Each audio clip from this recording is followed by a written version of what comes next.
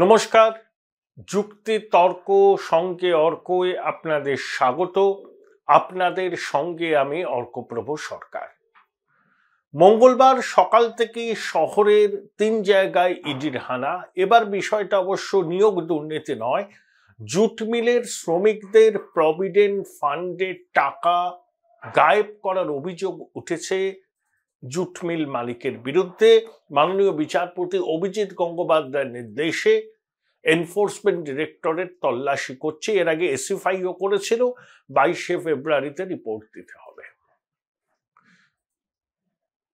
Justice Ganguly যেভাবে পুরো বিষয়টার শুনানি করে নির্দেশ দিয়েছেন, বঞ্চিত চটকল শ্রমিকরা আশা করতে পারেন যে তাদের পিএফ এর টাকার বন্দোবস্ত হবে এবং অপরাধীরা শাস্তি পাবে। রিপাবলিক বাংলার সাংবাদিক সন্তু পানকে লাইভ চলাকালীন পুলিশ গ্রেপ্তার করল এবং সারা দেশ সেই ছবি দেখেছে। কেন্দ্রীয় মন্ত্রী অনুরাগ ঠাকুর থেকে শুরু করে অনেকে প্রতিবাদ করেছেন, বিরোধীরা প্রতিবাদ করেছেন, প্রেস ক্লাব প্রতিবাদ পত্র দিয়েছেন। আসলে সন্দেশখালীর ঘটনা শাসক দলকে যেরকম বিব্রত করেছে, সেই অবস্থা থেকে বেরোবার জন্য শাসক দল মরিয়া এবং অনেক ক্ষেত্রেই নত্য সত্য জ্ঞান থাকছে না।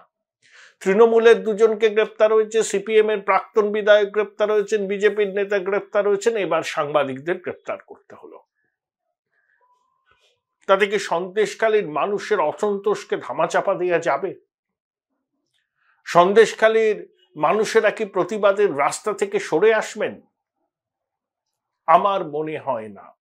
ইতিমধ্যে দেখলাম পাঁচলাতেও জোর করে জমি দখল করার বিরুদ্ধে মানুষ প্রতিবাদ করছেন, বিশেষত মাতৃশক্তিরা।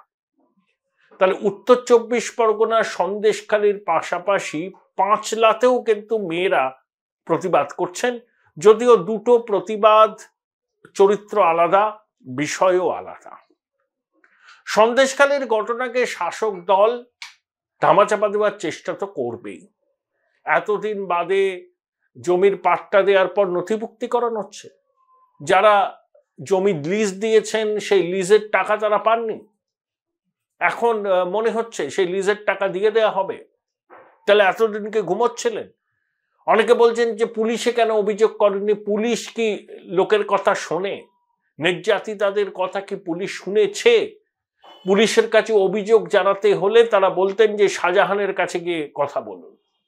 তাহলে পুলিশের উপর যখন মানুষের বিশ্বাস আস্থা টলে যায়, তখন তারা আর পুলিশের কাছে সাহায্য সহায়তার আশ্বাস পায় না। ঠিক এটাই হয়েছে। হ্যাঁ, বিরোধীরা বিষয়টাকে নিয়ে সরব হয়েছেন, সর্বভারতীয় স্তরে বিজেপি সরব হয়েছেন। প্রতিদিনই বিজেপির কোনো না কোনো মুখপাত্র সাংবাদিক বৈঠক করছেন।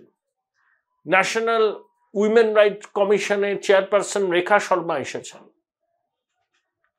তিনি রাষ্ট্রপতি শাসন জারির দাবি করেছেন। তার কাছে অনেক নির্যাতিতা তাদের নির্যাতনের কাহিনী তুলে ধরেছেন, আখ্যান তুলে ধরেছেন। আমি রাষ্ট্রপতি শাসনের সমর্থক নই। পরিস্থিতি রাষ্ট্রপতি শাসন জারির মতো নয়। বিজেপির সমর্থকরা আমার এই স্টেটমেন্টে আশাহত হতে পারেন, কিন্তু বাস্তব হচ্ছে এই রাষ্ট্রপতি শাসন জারি করে 3 বারের জন্য গণতান্ত্রিক পদ্ধতিতে নির্বাচিত সরকারকে ফেলে দেওয়ার কোনো উদ্যোগ নেওয়া হলে সেটা বিজেপির ক্ষেত্রে বুমেরাং হবে, তা নিয়ে কোনো সন্দেহের অবকাশ নেই। এটাকে বুঝতে হবে এবং বুঝেই সিদ্ধান্ত নিতে হবে। এছাড়া কোনো পথ নেই, নান্য পন্থা এছাড়া কোনো পথ নেই। তাই সুপ্রিম কোর্টও সন্দেশখালীর ঘটনাকে মণিপুরের সঙ্গে তুলনীয় মনে করেনি, কিন্তু সন্দেশখালীর ঘটনায় শাসকের বিড়ম্বনা বেড়েছে এবং বেড়ে চলেছেই। সাংবাদিককে গ্রেপ্তার তার সর্বশেষ উদাহরণ। এই পরিস্থিতি থেকেই নজর ঘোরা থেকে কি আধার বিতর্ককে সামনে আনছে সরকার? Was violation of the other rules, other card rules, এবং প্ল্যানিংটা কি? ডিটেনশন ক্যাম্প তৈরি করা আসামের মতো, নাকি প্ল্যানিংটা কি? স্পেশালি অত্যাচার হচ্ছে তপশিলি এবং সংখ্যালঘুদের ওপরে। এবং আমার কাছে সবচেয়ে বেশি, এই দেখুন আমার কাছে চিঠি, তপশিলি ফেডারেশনের লোকেরা জানিয়েছেন সবচেয়ে বেশি মতুয়াদের ওপর হচ্ছে, তাদের কার্ডগুলো ডিনোটিফাই করা হচ্ছে, নমশূদ্রদের করা হচ্ছে, এবং গরিব মানুষ, ক্ষেত মজদুর, খেটে খাওয়া মানুষ প্রত্যেকটা জেলায় করা হয়েছে। whereas রাজ্য সরকার কিছু জানে না, জেলা প্রশাসন কিছু জানে না। গায়ের জোরে লুঠেরা গভর্নমেন্ট সেন্ট্রালের, জমিদারি কায়দায় জমিদারের মতো আচরণ করে। জমিদাররাও আগে এ ধরনের আচরণ করতো না। এরা জমিদারদেরও হার মানিয়ে দেবে, যাকে ইচ্ছে তার কার্ড কেটে নেওয়া হচ্ছে। তাহলে করার প্রয়োজনটা কি ছিল? যখন করেছিলেন তখন আপনার কাছে ইনফরমেশন ছিল না? সব ইনফরমেশন নিয়ে এমনকি বডি স্ক্যান করেও তো করেছিলেন। কার কি অসুখ আছে সেটাও তো জেনে করেছিলেন। আধার কার্ডটাকে আপনারা আবার ব্যাংকে লিঙ্ক করেছিলেন, যে ব্যাংকের সাথে লিঙ্ক না হলে ব্যাংকে অ্যাকাউন্ট হবে না আধার কার্ড না থাকলে। নোটবন্দির নামে মানুষের উপর অত্যাচার করেছেন, আধার কার্ডের নামে ওপর অত্যাচার করেছেন। আধার কার্ড করতে গেলে 1000 টাকা করে নেওয়া হয়েছে, এবং এটা স্টেট গভর্নমেন্টের হাতে ছিল না। যে তারা যাতে বঞ্চিত না হন, আমরা একটা ওয়েব পোর্টাল স্টার্ট করছি, যেটা সরাসরি মুখ্যমন্ত্রীকে জানাবে যদি যার যার নাম কাটা হয়েছে। কারণ যাদের যাদের নাম কাটা হচ্ছে তাদের আমরা একটা আলাদা কার্ড দেবো, যাতে তারা কোনো বেনিফিট থেকে বঞ্চিত না হয়। হ্যাঁ, প্রবলেম হবে, ব্যাংক অ্যাকাউন্টের থ্রুতে হয়তো তাদের টাকাটা দেবে না। কোথাও একটা আমরা ভিডিও ক্যাম্প বসিয়ে ক্যাম্পে করে দিয়ে দেবো, তার পুরো রেকর্ডিং থাকবে, ভিডিও থাকবে, কিন্তু বেনিফিট তারা পাবেই। কোনো গরিব মানুষকে আমি না খেয়ে মরতে দেবো না। দিন আগে এটা কিসের রাজনীতি? কিসের রাজনীতি? বাংলায় যদি কোনো প্রবলেম হয়, বাংলার যথেষ্ট ক্ষমতা আছে সে প্রবলেমকে ট্যাকেল করার, সে যে প্রবলেমই হোক। এত বড় একটা রাজ্য, ইউপিতে যখন কেউ মারা যায় কেউ দেখতে যায়? বিলকিসের মামলায় ছেড়ে দিয়েছে গদ্দারদের, হাদসাদের মামলা ভুলে গেছে। এমনকি সাংবাদিকদের পর্যন্ত মহারাষ্ট্রে আমি দেখেছি পিটিয়ে হত্যা করেছে, ফেসবুকে একটা লিখেছিল বলে। সব সাংবাদিকদের মধ্যপ্রদেশে ঢুকিয়ে দিয়েছিল একটা লকআপের মধ্যে, ইউপিতে নেকেট করে। আমি সব দেখেছি, আমার কাছে ওই ছবি টবি আসে। সুতরাং আধার কার্ড নিয়ে যারা ছেলে খেলা খেলছেন, একদিন অনেক কষ্ট তাদের করে এই আধার কার্ড জোগাড় করতে হয়েছে। আধার কার্ড নিয়ে যারা ছেলে খেলা করছেন আর মানুষকে বঞ্চিত করার চেষ্টা করছেন, এই মানুষও কিন্তু তাদের আধারে ফেলে দেবে, আধার জগতে ফেলে দেবে। মমতা ব্যানার্জি ভোটে হারবে জানে, চোর চোর আওয়াজ উঠেছে, কোনো অস্ত্রে কাজ করবে না। চোরের সঙ্গে সন্দেশখালীর মা বোনের চোখের জল দুটো মিলেমিশে বিসর্জন মমতা ব্যানার্জি ভোটে হবে। তাই কখনো চা বাগানে 60,000 টাকা করে ঢোকাচ্ছেন, কখনো মাইক দিয়ে উচ্চ মাধ্যমিকের মধ্যে প্রচার করছেন যে 100 দিনের টাকা দেওয়া হবে, কখনো বলছেন এপ্রিল মাসে লক্ষ্মীর ভান্ডার 500 জায়গায় 1000 হবে, কখনো বলছেন মে মাসে 4% দিয়ে দেব। এটা হচ্ছে মমতা ব্যানার্জির জালিগিরির, 420 ফেরেববাজগিরির আরেকটা নমুনা। আমার কথা নয়, আধার অথরিটি বলেছে। আমি আপনাদের প্রত্যেককে একটা করে কপি ডিস্ট্রিবিউট করে দিচ্ছি, আপনারা দেখে নেবেন। মমতা ব্যানার্জি এখানে বলেছেন আমি বিকল্প কার্ড দেব। আমি মমতা ব্যানার্জির লোকেরা, অর্থাৎ মুখ্য সচিব, পঞ্চায়েত সচিব, তারা এই যে 100 দিনের বকেয়া টাকার নামে যেটা করছে, তাতে তাদের গতকালের যে ডাইরেকশন এসওপি, আমি 3 নম্বর পয়েন্ট পড়ে দিচ্ছি। Very important point, please note that it has been reiterated again, no duplication of payment and no payment of non-Aadhaar account. Mamata ব্যানার্জির কাগজ এটা বলছে আধার অ্যাকাউন্ট ছাড়া কোনো টাকা অ্যাকাউন্টে ঢুকবে না। আর আজকে বলছেন বিকল্প কার্ড দেব। আপনি কি দেশের মধ্যে আরেকটা দেশ তৈরি করতে চান? এই ঢপবাজ মিথ্যাবাদীকে বিশ্বাস করবেন না। বাঙালি হিন্দুরা এক কাপড়ে ধর্মীয় কারণে কংগ্রেসের দেশভাগের বিভীষিকাময় যন্ত্রণা নিয়ে বাড়ি থেকে চলে এসেছিলেন ভারত ভূমিতে। আপনাকে ভারত মাতা আশ্রয় দিয়েছিল। ডক্টর শ্যামাপ্রসাদ মুখার্জি 1947-এর 20 জুন এই পবিত্র বিধানসভায় ভোটাভুটির মাধ্যমে আমাদের পশ্চিমবঙ্গকে ভারত মাতার মধ্যে রেখে দিয়ে গেছেন। তাই আপনারা সুখে স্বাচ্ছন্দ্যে মাথা নিচু করে আছেন। এই মমতা ব্যানার্জি সিএ এর বিরোধিতা করে সমনাগরিকত্বের। মমতা ব্যানার্জি জামাত, রাজাকার এবং যারা ইসলামিক মৌলবাদী শক্তি তাদেরকে এই রাজ্যে বাংলাদেশ থেকে অনেক আলেম উলেমা যারা এসে বলেন যে আমার তো 12টা আছে, আপনারা কেন 12টা নেন নাই? ওদের পরমাণু বোমা থাকতে পারে, আমরা জনবিস্ফোরণ ঘটাইয়া দখল করিয়া লব। এই সব লোককে আমদানি করে আপনাদেরকে সবচেয়ে বেশি ক্ষতি করছে মমতা ব্যানার্জি। মমতা ব্যানার্জির 420 ফেরেববাজি, মিথ্যা কথায় ভুলবেন না। আধার অথরিটি কমপ্লিটলি বলে দিয়েছে, আপনাদের কোনো গ্রিভেন্স থাকলে এখানে জানাবেন। এবং রাঁচি থেকে করানো হয়েছে এবং এটা করিয়েছে চোর মমতা। এর পিছনে কয়েক কোটি টাকা আছে। আমি সকালে চিঠি লিখেছিলাম অশ্বিনী বৈষ্ণবজিকে, আমার সঙ্গে 3 বার কথা হয়েছে। অশ্বিনী বৈষ্ণবজি এবং সিইও আধার মিস্টার অমিত আগরওয়াল দুজনেই তদন্তের নির্দেশ দিয়েছেন, ডিপার্টমেন্টাল তদন্ত। তাতে যদি অ্যানামেলি থাকে তারা সেন্ট্রাল এজেন্সিকেও দেবেন। যে 1000 জন নাকি এখনো পর্যন্ত নোটিশ পেয়েছেন, তাদের আধার কার্ড নিষ্ক্রিয় হয়ে গেছে।